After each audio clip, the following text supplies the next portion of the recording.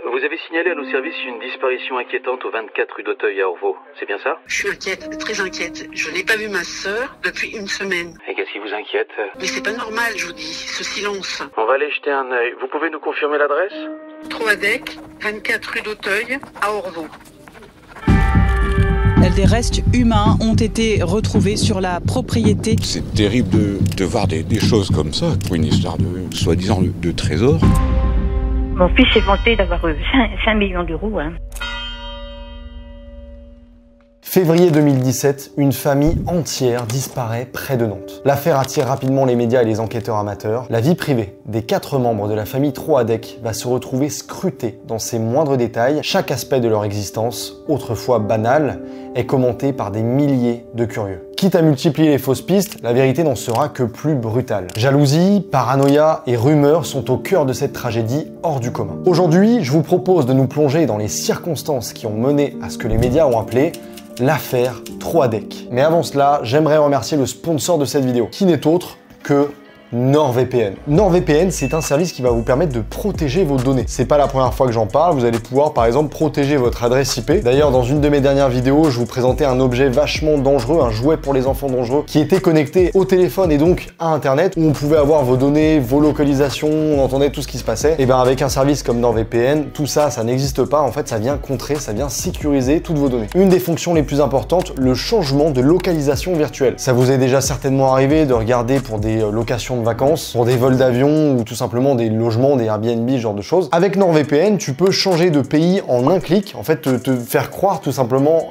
que tu es actuellement en Italie, en Albanie ou ce que tu veux comme pays, et vous n'êtes pas sans savoir que selon le pays dans lequel tu te trouves, les prix ne vont pas être les mêmes. Comme toujours, pour les vidéos où je me déplace, j'utilise toujours NordVPN pour pouvoir avoir des prix beaucoup plus attractifs. J'ai déjà facilement économisé une trentaine, voire même des fois pour certains vols du style genre Paris-Los Angeles, des centaines d'euros sur le même vol juste parce que j'ai changé ma localisation. Dans les autres pays, tu peux pas forcément avoir accès à MyTF1, à France TV, à Canal+.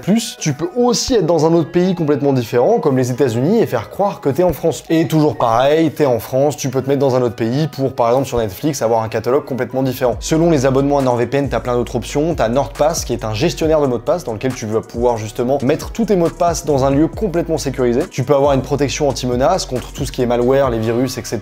quand tu te promènes sur Internet. La chose la plus importante, c'est que c'est satisfait ou remboursé sous 30 jours. Tu peux utiliser NordVPN jusqu'à 10 appareils simultanés et en plus de ça, l'interface est ultra simple d'utilisation. Si vous êtes intéressé, j'ai un lien en description qui va vous permettre d'avoir 4 mois offerts sur un abonnement de 2 ans. Il y a plusieurs abonnements selon vos besoins, mais le moins cher du moins cher sur 2 ans, c'est un abonnement à 3,09 €. Et je rappelle que vous avez 4 mois offerts en prenant cet abonnement en passant uniquement par mon lien. Je remercie NordVPN de sponsoriser cette vidéo et de m'aider à avoir du budget pour le cadrage, le tournage ou aussi l'écriture de cette vidéo. Mais maintenant, revenons à l'enquête qui nous intéresse. Le quartier résidentiel du Petit Chantilly à Orvaux est composé de ces petits pavillons interchangeables typiques des années 70-80. Rien ne distingue des autres la maison qui intéresse la demi-douzaine de journalistes envoyés sur place en ce mois de février brumeux. C'est là, rue d'Auteuil, que vivent depuis une dizaine d'années Pascal et Brigitte Troadec. Tous les deux ont grandi à Brest, dont ils sont originaires, et c'est pour le boulot qu'ils ont quitté le Finistère pour emménager près de la Cité des Ducs de Bretagne. Lui travaille comme électricien dans une fabrique d'enseignes lumineuses, elle officie au Trésor public de Nantes. Le foyer des Troadec était plutôt calme depuis quelques mois. Leur fils Sébastien, qui vient de fêter ses 21 ans, est parti faire ses études dans les Deux-Sèvres, mais il revient régulièrement grâce à la voiture qu'il s'est achetée. Quant à Charlotte, la cadette, c'est à Fontenay-le-Comte, en Vendée, qu'elle a commencé un BTS. Hélène, la sœur de Brigitte Troadec, a pris l'habitude de passer un coup de fil régulièrement pour donner des nouvelles. Mais ce soir-là, personne ne décroche. Elle entretient avec ses sœurs et sa mère un lien très fort que la distance n'a pas diminué. Tout le contraire de son mari, Pascal Troadec. De son côté, il entretient des relations compliquées avec les siens. Depuis le décès de son père en 2009, ses rapports avec sa mère, Renée, sa sœur Lydia et son beau-frère Hubert sont distendus. Ils ne se parlent plus depuis quasiment 2 ans. Il faut dire qu'il n'est pas vraiment du genre à se laisser faire. Mais à compter du vendredi 16 février au soir, les téléphones portables de Pascal, Brigitte, Sébastien et Charlotte sont tous sur messagerie. Bonjour, vous êtes bien chez les Troadec. Brigitte, tu m'entends? C'est moi. Maman m'a dit que tu l'avais pas appelé depuis dimanche. Qu'est-ce qui se passe? Si t'as ce message, rappelle-moi s'il te plaît. Le lundi, aucun des membres de la famille Troadec ne s'est présenté à son travail ou dans son école. Dans la famille de Brigitte, on commence un peu à s'inquiéter. Allô, maman? Oui, Oui, c'est bizarre, j'arrive toujours pas à joindre Brigitte. tu t'inquiètes trop, ma chérie. Hélène habite à Landerneau, à presque 3 heures de route de Nantes. Alors, après quasiment une semaine sans nouvelles de Brigitte, le 23 février 2017, elle se décide à partir pour Orvault. Elle découvre les volets clos et la porte fermée à clé. Ce n'est pas normal. Elle va faire un premier signalement auprès de la gendarmerie. Vous avez signalé à nos services une disparition inquiétante au 24 rue d'Auteuil à Orvault, c'est bien ça? Je suis inquiète, très inquiète. Je n'ai pas vu ma sœur depuis une semaine. Et qu'est-ce qui vous inquiète? Mais c'est pas normal, je vous dis, ce silence. Les premiers agents à entrer à l'intérieur du domicile de la famille Troadec découvrent une maison vide de ses habitants. Le compteur électrique est coupé, il fait froid, les chauffages sont éteints. Les draps ont été retirés des lits et le linge a pris l'humidité dans la machine à laver. Dans la salle de bain, les brosses à dents sont absentes. Même chose pour le matériel informatique. Étrangement, les chargeurs de leur téléphone, eux, sont toujours branchés. Dans le frigo, une forte odeur de poisson émane d'un plat de sushi périmé. Tout laisse penser que le départ de la famille Troadec s'est fait dans la précipitation, si c'est bien un départ volontaire. Dans la chambre des parents, plusieurs tâches attirent leur attention, puisqu'effectivement on dirait qu'elles ont été nettoyées récemment. Il y a comme un air de déjà-vu, la maison des Troadec est située à moins de 5 km de celle de la famille Dupont de Ligonnès. Ce qui était arrivé il y a quelques années sur Nantes, il ne faudrait pas que ça se reproduise quand même. Quels sont les points communs avec l'affaire Dupont de Ligonnès? Alors vous le disiez, on a voulu faire peut-être croire à un départ. Voilà, donc il y a une espèce de mise en scène dans la maison. Elle est plus grossière dans l'affaire Troadec. Je vous ai déjà parlé de cette affaire hors du commun survenue en 2011. Le lien est dans la description. Le principal suspect de ce quintuple meurtre, le père, Xavier Dupont de Ligonnès, est toujours recherché par les autorités. Mais dans le cas présent, rien n'est comparable. Aucune trace des corps dans la maison ou autour.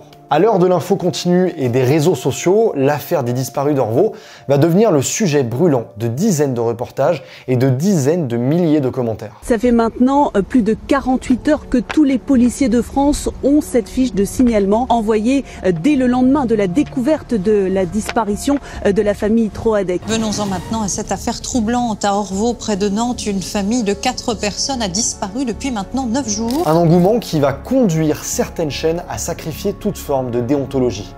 Une recherche effrénée du Scoop et de l'Audimat. Et c'est la personnalité de Sébastien, le fils, qui intrigue le plus les enquêteurs. Il aurait eu des relations compliquées avec son père. Plus inquiétant encore, seule sa voiture a disparu du domicile familial. Toutes les pistes restent explorées.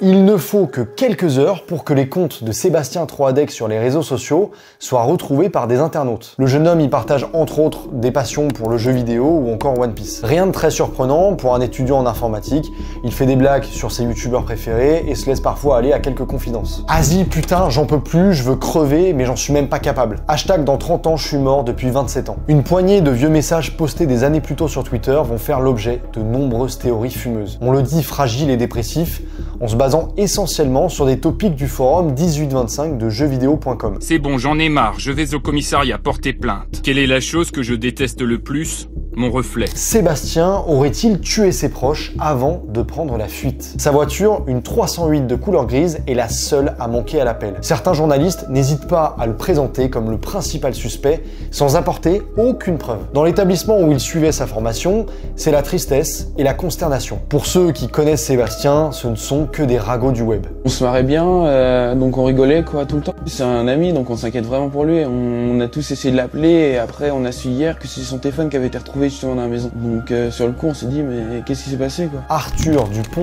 de Ligonnès y était également élève en BTS quelques années plus tôt, avant de disparaître lui aussi. Il s'agit évidemment d'une simple coïncidence qui vient alimenter la masse d'articles putaclic sur le sujet. Presque 2 semaines après leur dernier signe de vie, la famille Troadec reste introuvable.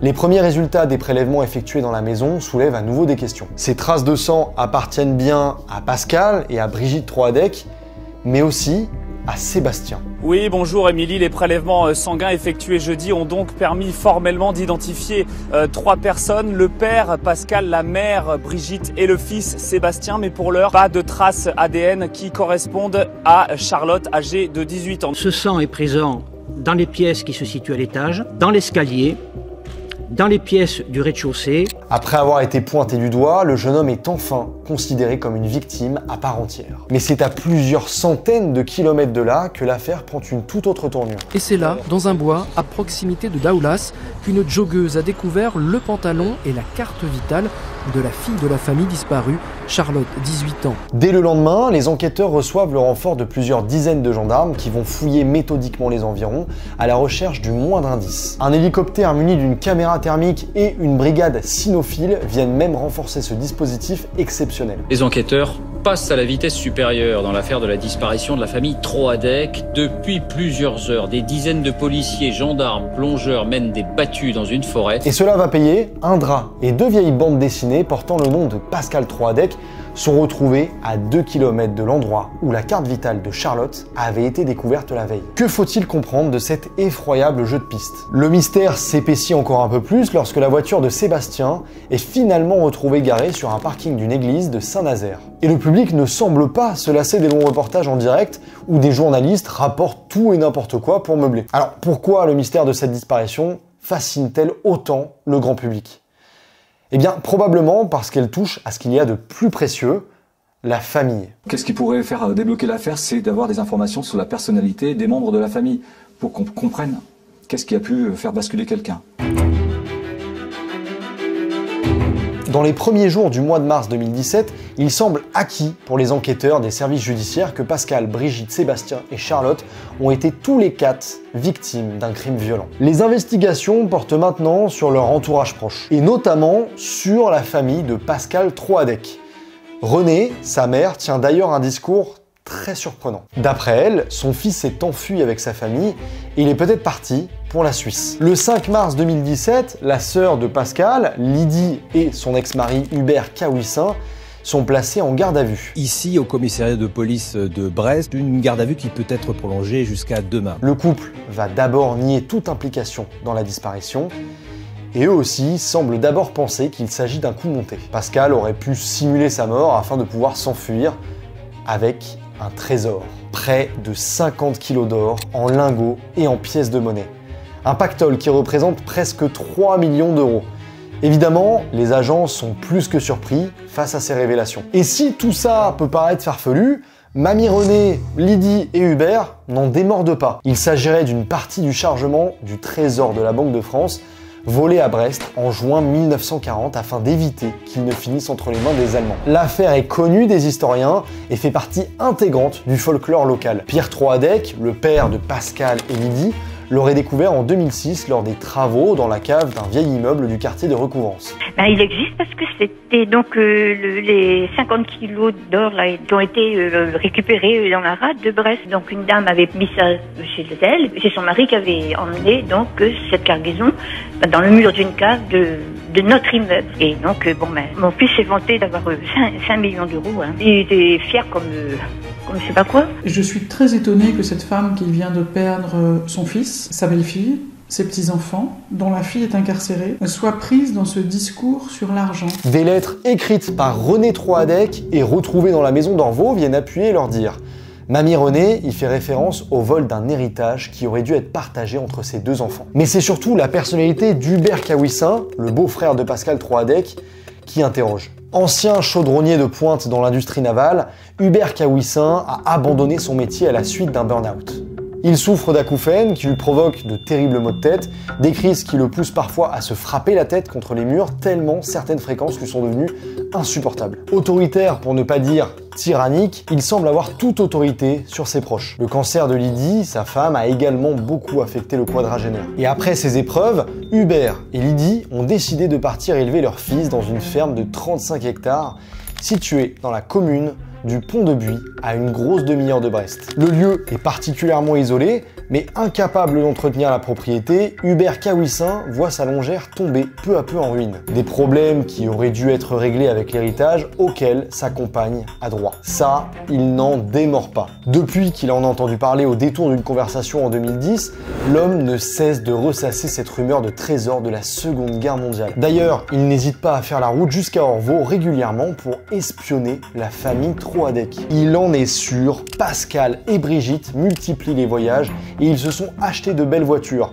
Impossible qu'ils puissent s'offrir un tel train de vie avec leur salaire. J'estime que j'ai le droit à la moitié de ce qui a été pris. La moitié de quoi? Il y avait quelque chose de très important dans l'immeuble. Deux possibilités. Soit vous n'avez rien récupéré et vous n'avez rien à craindre, soit vous avez des choses à vous reprocher, et tant pis pour vous. Vous l'avez compris, cette jalousie finit par se transformer en obsession morbide. Dans un premier temps, Hubert déclare ne plus se souvenir des événements de la nuit du 16 février. Puis, il finit par avouer, oui, il était bien présent à Orvaux ce soir-là, oui, c'est bien lui qui a tué les 4 membres de la famille Troadec. Mais d'après lui, il a agi pour se défendre. Il a fait disparaître les corps dans sa ferme et il a semé des indices comme la carte vitale sur la route pour ralentir l'enquête. Le 6 mars 2017, Lydie et Hubert Cahuissin sont mis en examen. Le procureur de Nantes va révéler les premiers éléments de leur garde à vue lors d'une conférence de presse qui restera dans l'histoire. Monsieur Cahuissin se rend le 16 février au soir, dans la soirée, à la nuit tombante, il se rend à Orvaux. Son intention, nous dit-il, c'est d'espionner avec ce problème successoral. D'après la version d'Hubert Cahuissin, il serait venu ce jour-là à Orvaux équipé d'un stéthoscope. Il voulait écouter les conversations de la famille de Pascal Troadec, mais les résultats se seraient avérés peu probants. Alors Hubert aurait attendu que tout le monde aille se coucher vers 23 h avant de pénétrer dans la buanderie, toujours en quête de preuves de l'existence du trésor. Mais le bruit aurait attiré l'attention de Pascal, qui serait descendu armé d'un pied de biche, suivi par Brigitte et Sébastien. Hubert serait parvenu à lui arracher des mains et à le retourner contre Pascal et sa famille. À l'écouter, il ne cherchait pas à les tuer, la situation lui a totalement échappé, il s'agit d'un horrible accident, expliquera-t-il. Interrogé de son côté, Lydie n'ignore rien des agissements de son compagnon. Le 17 février au matin, Hubert serait rentré chez lui, les vêtements couverts de sang. C'est seulement à ce moment-là qu'elle aurait appris qu'Hubert avait commis l'irréparable. Le couple aurait attendu la nuit suivante pour repartir vers la maison d'Orvaux afin de rapatrier les corps et d'effacer les traces de ce quadruple assassinat. Lydie serait restée à l'extérieur pour faire le guet, communiquant avec Hubert à l'aide de talkie-walkie pour enfants empruntés à leur fils. D'après leur déclaration, les 4 corps auraient été placés dans la 308 de Sébastien, puis ramenés dans la ferme de Pont-Buis. Mais où sont-ils maintenant ? Que sont devenus Pascal, Brigitte, Sébastien et Charlotte après avoir reçu ces coups mortels? La vérité va s'avérer particulièrement difficile à entendre. Il semble que les corps aient été démembrés, qu'une partie des corps ait été enterrée et l'autre partie brûlée. Des restes humains ont été retrouvés sur la propriété d'Hubert Cahuissin dans cette ferme de Pont-de-Buis où il habite depuis 2 ans avec sa compagne Lydie Troadec. Les fouilles avaient commencé ici à 7h30 ce matin. Nous avons vu, le convoi arriver de voitures de police banalisées avec à l'intérieur Hubert Cahuissin et sa compagne Lydie Troadec, tous deux encadrés par un impressionnant dispositif policier. Attention, petit warning dans la suite de cette vidéo, j'arrive maintenant à la description de l'horreur qu'a fait Hubert Cahuissin à toute cette famille. Afin d'éviter de heurter la sensibilité de certains d'entre vous, je vous mets un timecode pour passer cette description de l'horreur. La ferme du Stang est située au bout d'un chemin, au milieu des bois. C'est là, à l'abri des regards indiscrets, que Hubert Cahuissin va méticuleusement démembrer et découper les corps avec un couteau de cuisine. Sébastien est le premier à subir ce triste sort. Son oncle va d'abord détacher sa colonne vertébrale. Refusant de croiser l'expression figée de sa victime, Hubert place une taie d'oreiller sur sa tête avant de découper ses bras et ses jambes. Puis c'est au tour des autres. L'assassin ne se souvient même plus dans quel ordre. Une tâche qui lui a demandé plus de 2 jours de travail. Les os sont brûlés dans la chaudière et les viscères sont dispersés dans des ronciers qui bordent la propriété. En levant la tête, on va constater que sont accrochés des morceaux de chair, des viscères, ce qui veut dire qu'à l'aller, une 50aine de personnes est passée la tête à 30-40 cm peut-être à un moment de restes humains et personne ne les a vus. Il tente de mettre le feu aux têtes qu'il a placées dans des seaux, mais les flammes ne prennent pas et surtout, le meurtrier est incapable d'affronter les orbites vides des crânes de ses victimes. Hubert décide alors de les enterrer sur une plage des environs afin qu'ils soient dispersés par la marée. Ce récit insoutenable va profondément choquer les officiers pourtant chevronnés. Pour la première fois, je pense, sur une scène de crime de droit commun, on va décider d'appliquer la technique attentat où on peut trouver des restes de corps humains sur des zones très très larges. Elles savent aussi maintenant qu'elles n'auront pas accès à des corps, qu'elles ne pourront pas évidemment enterrer des corps, mais qu'elles seront face à ce qu'on appelle des des restes humains.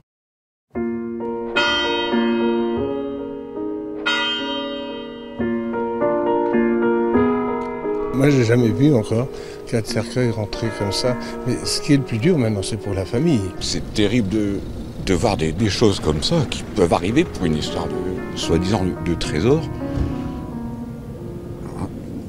Ça ne doit pas exister chez nous, monsieur. Mais ces lingots et ces louis d'or, personne ne les a jamais vus.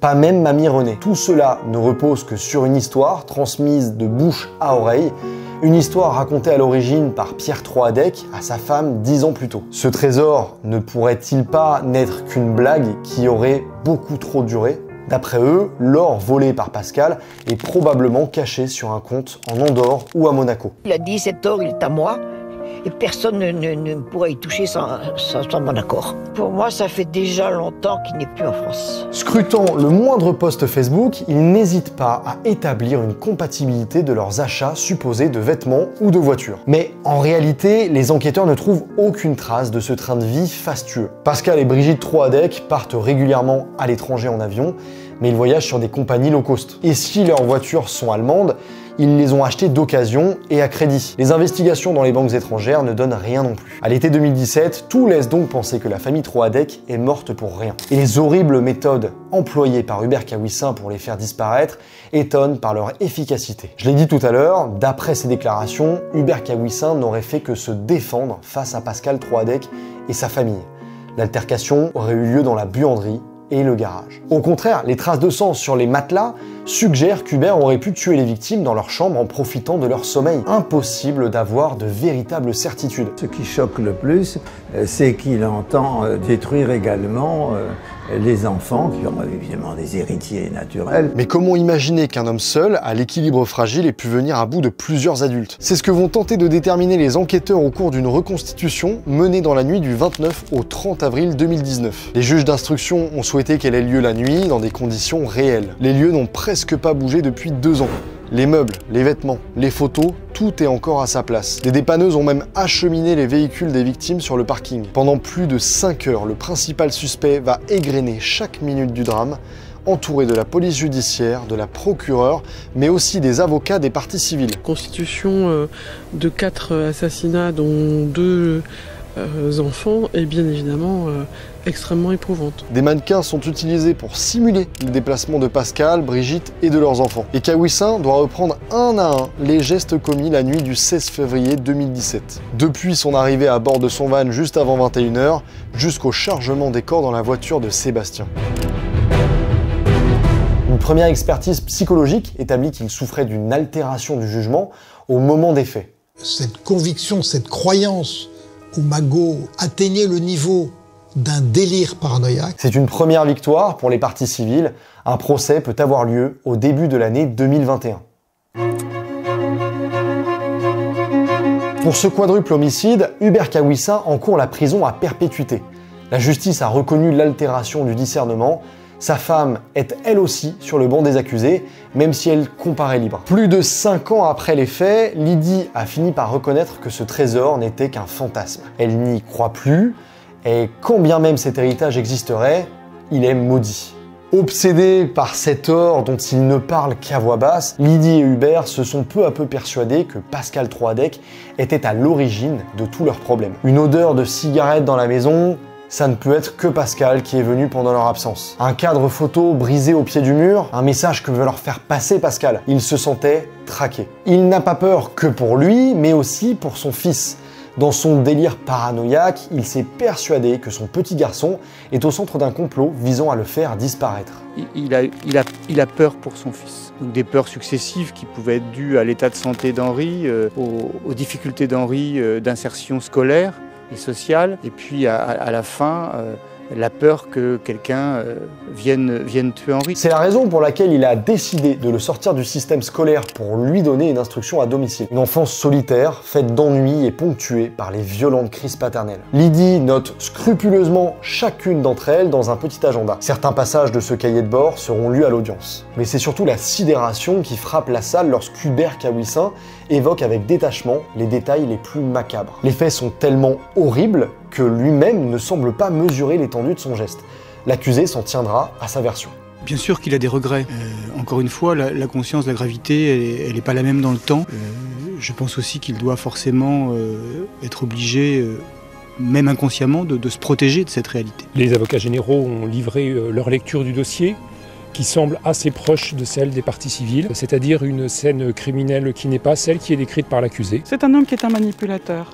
Ça ressort, et c'est même un terme objectif probablement. C'est un homme qui manipule d'abord les administrations, qui manipule clairement sa compagne. Les anthropologues judiciaires envoyés à la ferme n'ont retrouvé que 350 grammes de débris osseux. Les quelques lambeaux de chair découverts dans les fossés ont quand même permis d'apprendre que le cœur de Pascal a été volontairement extrait de sa cage thoracique. Un élément qu'Hubert refusera de reconnaître, expliquant ne plus se souvenir de certains moments de cette horrible expérience. Il est donc impossible de savoir précisément ce qu'il s'est passé dans la maison d'Orvaux pendant la nuit du 16 février 2017. Les observateurs qui ont suivi le procès ont surtout noté le courage et la franchise de la famille de Brigitte, qui a tenu à suivre les débats en dépit de l'horreur absolue décrite derrière les portes du tribunal. Oui, en fait, depuis 4 ans, c'est vrai qu'on n'a pas pris la parole du tout parce que c'était bien trop difficile, bien trop difficile. On a tout appris, c'est vrai, au départ par la presse. Il donne sa version des faits puisqu'il n'y a plus aucun témoin, mais ce n'est pas du tout la vraie version des faits. Il allait là parce qu'il savait que les enfants étaient à la maison, qu'ils seraient là tous les 4 pour les massacrer, tous les 4. Seule certitude, Hubert Kawissin a été condamné à 30 ans de réclusion, assorti d'une peine de sûreté de 22 ans. Il ne devrait pas pouvoir sortir avant 2043.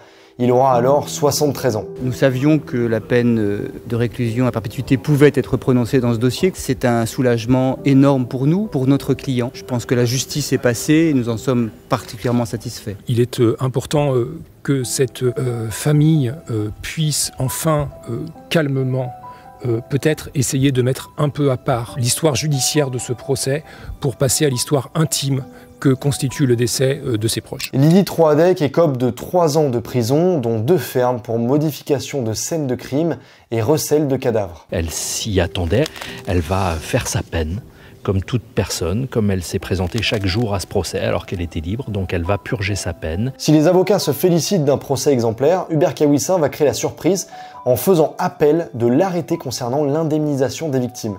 Une somme de 450 000 € à verser aux familles des victimes qu'il juge disproportionnée. Récemment, la Cour d'appel a statué sur une autre de ces demandes.